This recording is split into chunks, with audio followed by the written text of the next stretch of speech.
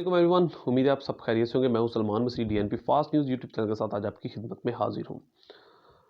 DNP fast news देखने वाले तमाम नाजरीन से मेरी गुजारिश है कि जिन्होंने अभी तक हमारे चैनल को सब्सक्राइब नहीं किया वो हमारे चैनल को सब्सक्राइब कर लें और बेल आइकॉन को भी लाजमी क्लिक कर दीजिएगा ताकि हर आने वाली नई वीडियो आप तक आसानी के साथ पहुँच सके। इंडिया के हालात क्या हैं? इंडिया के हालात इस वक्त इतने बदतर हो चुके हैं कि मोदी सरकार अब इंडिया से परेशान है। ज़ाहिर है जब कोई भी इंसान या कोई भी मुल्क किसी का बुरा चाहता है तो उसका फिर रद्द-ए-अमल तो ज़ाहिर आना है। ज़ाहिर है कि पाकिस्तान हर दफ़ा की तरह इस दफ़ा भी पाकिस्तान ने लास्ट टाइम तक जब ये लास्ट स्पीच में भी इमरान खान साहब ने कश्मीर के मामले को हल करें और हम मुज़ाकरात के लिए आते हैं, हम बैठते हैं। तो इमरान खान साहब तो हर दफ़ा बल्कि इमरान खान साहब क्या हर हुकूमत का टेन्योर जो वो अपना वक्त गुजारती है तो हमारी हुकूमतों की तरफ से हमेशा अमन की बात की गई है। लेकिन इंडिया को अपना बड़े होने का गुरूर है। वो सिर्फ आबादी के लिहाज से ही बड़ा है। अगर वो टेक्नोलॉजी की बात करता है, अगर वो लड़ाई के जुनून की बात करता है, तो वो जज्बे की बात करता है, तो वो पाकिस्तान से उनके पास कम ही है। अब इंडिया के में जो इस वक्त आवाज़ें उठ चुकी हैं, मोदी को अब कुछ समझ नहीं आ रहा कि उसने अब क्या करना है। और ज़ाहिर है इतना बड़ा मुल्क है और उसमें जब ये हलचल मचती है तो बड़े बड़े पिलर जो हैं वो हिल जाते हैं। तो मोदी हिल चुका है। अब मोदी अब इसी मामले में बहुत से गलत फ़ैसले हैं जो वो करते जा रहे हैं। किसानों का मामला देखें, सिख कम्युनिटी ने दिल्ली पे कब्ज़ा किया, अपना झंडे लहरा दिए, पाकिस्तान ज़िंदाबाद के नारे लगा दिए, खालिस्तान के नारे लगा दिए। इंडिया में जो जुल्म और सितम जिन अक़लियतों या कौमों पर हुए हैं वो भी अब जाग गई हैं, उन्होंने भी अब उनको घेर लिया। फ़िलहाल मोदी तो फंस चुका है। अब इंटरनेशनल्स जो एनजीओज़ हैं वो या इंटरनेशनल तंजीमें जो बहुत बड़े अप लेवल पे काम करती हैं, कंट्रीज़ उनके अंडर में हैं, हाँ, तो वो भी अब इंडिया को कोसना शुरू कर दिया है कि आप अक़लियतों के बारे में भी कुछ अच्छे फ़ैसले लें, आप कश्मीर के मामले पे भी अच्छे फ़ैसले लें। तो फ़िलहाल पाकिस्तान जीतता हुआ नज़र आ रहा है। अब पाकिस्तान जिस तरह की परेशानियों से माज़ी में इंडिया की वजह से बर्दाश्त करनी पड़ती थी, अब वो ऐसा कोई सीन नहीं है। अब वो सफ़ाई पाकिस्तान ने फाड़ कर जो है ना वो इंडिया की तरफ भेज दिया हुआ है। अब वो उनके अंदर वो सबमिट हो चुका है। अब इंडिया जैसे पहले पाकिस्तान को फंसाने की कोशिश करता था, आजकल उसी हालात का सामना अब इंडिया को खुद करना पड़ रहा है। अब आप कश्मीर में देख लें, कश्मीर में अब बहुत बड़ी कंट्रीज़ ने भी जो बाइडन से लेके तमाम जो ममालिक हैं, बरतानिया या बहुत बड़े ममालिक जिनका एक असर है किसी मुल्क के ऊपर, अब उन्होंने ये कहना शुरू कर दिया कि कश्मीर के मामले पे आप थोड़ी सी नज़रसानी करें और इस मामले को अब जल्द से जल्द हल करने की तरफ आएँ। क्योंकि अगर इस खित्ते का अमन ख़राब होता है तो ये पूरी दुनिया का अमन ख़राब होना है। अब दुनिया को इस बात की फ़िक्र हो चुकी है और दोनों कंट्रीज़ न्यूक्लियर हैं। अगर ये कम नहीं है तो ये भी कम नहीं है। वो तो हमें कम कहता है लेकिन हम कम नहीं है।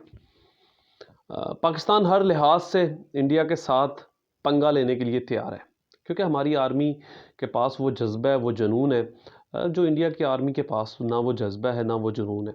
क्योंकि उनके आर्मी पर्सन जो हैं वो तो भूख से अक्सर भांडे भी उनके पास होते हैं खड़काते रोते हुए, वीडियोस भी उनकी बहुत सारी वायरल होती हैं कि हमारे साथ ये हो गया वो हो गया।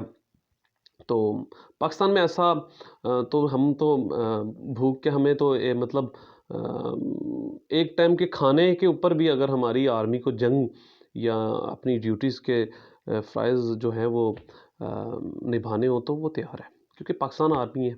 और जिस जिस मुल्क के पास ऐसी आर्मी और जज्बा हो वो कौमें कभी जंग नहीं हारती। तो जंग हारने की बात तो बहुत दूर की बात है।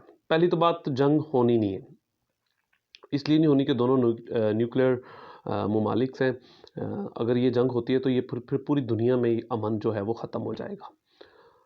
अब इंडिया में एक डैम टूटा है, वो डैम टूटा है या तोड़ा गया है, इसके ऊपर अब काफ़ी हल्के जो हैं वो रिसर्च कर रहे हैं कि ये हुआ क्या है।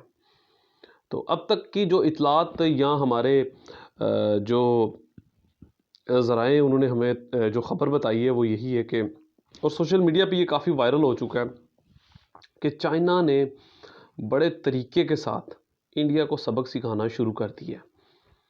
अब वो ज़ाहिर है कि वो लद्दाख का एक मकाम है, लद्दाख के बिल्कुल पास है ये रियासत।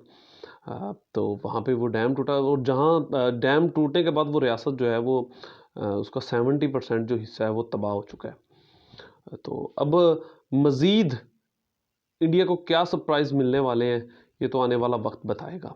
क्योंकि इंडिया जो इस वक्त लड़खड़ा रहा है और वो दुनिया से अब अपने आप को ये कहने की कोशिश कर रहा है कि मैं मजबूत हूँ, लेकिन वो अंदर से बिल्कुल टूट चुका है। सिख कम्युनिटी की बात करें तो सिख कम्युनिटी ने तो अब वो कहते हैं कि डंडा उठा लिया है। बॉलीवुड स्टार्स की बात करें तो वो बहुत सारे उनके अदाकार जो हैं और अदाकार उनकी हीरोइन जो हैं वो मैदान में आ चुकी हैं और मोदी सरकार को उन्होंने कोसना शुरू कर दिया है। अगर मोदी सरकार ने अपने रवैये में तब्दीली ना की तो आने वाले दिनों में जो हमारे जो गुरु हैं जो इस मामले को बड़े गहरे तरीके से देखते हैं, तो उन्होंने तो बता दिया कि इंडिया का हाल इससे भी बुरा होने वाला है। वहाँ की मईशत की बात करें तो गिर चुकी है। ज़ाहिर है जब दिल्ली बंद है तो फिर सब कुछ बंद है। ज़ाहिर है वहाँ पे फिर जब बात होती है कारोबारी लिहाज से तो वो ख़त्म हो जाता है वो सब कुछ। जिस मुल्क में इतनी बड़ी कम्युनिटी जो है वो हर जगह पे अपना ज़ोर दिखा रही हो तो फिर कारोबारी हजरात जो हैं वहाँ से मुंह फेर लेते हैं। तो यही हालात वहाँ के हुए हैं। पाकिस्तान के लिए तो फ़िलहाल हर तरफ से खुशखबरीज़ हैं आ भी रही हैं और वो बड़ा दिन ब दिन हर लिहाज से अपने आप को इंडिया के हवाले से ख़ास तौर पे वो विन करता आ रहा है। इंडिया ने हमेशा पाकिस्तान का बुरा सोचा है, लेकिन खुदा की करनी ये हुई है कि इस बार अब इंडिया को खुद ही अपने जाल में वो फंस चुका है। ये खाना जंगी वो पाकिस्तान में करना चाह रहा था, लेकिन अब ये खाना जंगी उसके अपने मुल्क में हो चुकी है। तो पाकिस्तानियों घबराने की कोई ज़रूरत नहीं है। अगर बात लड़ने और मरने की आई तो हमारी फ़ौज हमारी कौम में वो जज्बा है कि वो हम ऐसे 10 इंडिया का भी मुकाबला कर सकते हैं। सब अपना ख्याल रखिएगा। कोरोना वायरस की वबा अभी मौजूद है। मास्क का ज़्यादा से ज़्यादा इस्तेमाल कीजिएगा। मैंने इसलिए नहीं लगाया हुआ क्योंकि मैं घर में बैठा हुआ हूँ, इसलिए मुझे टेंशन नहीं है, मैं यहाँ पे अकेला हूँ। शुक्रिया।